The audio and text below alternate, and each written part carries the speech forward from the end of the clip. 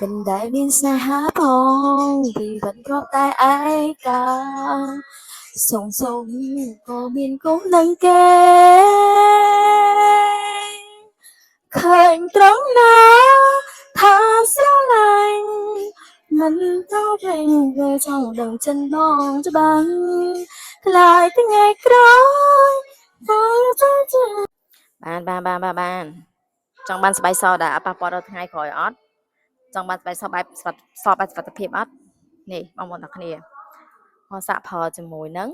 លេខរបស់ជប៉ុនបានណាលេខនេះគឺជាលេខរបស់ជប៉ុនស្តង់ដាហ្មងគេធ្វើតម្រូវសម្រាប់ឲ្យចាអ្នកដែលគាត់មានបញ្ហារបៀបថាចាធ្លាប់ប្រើលេលាមកហើយតែនឹកឃើញថាចង់សដែរតែចង់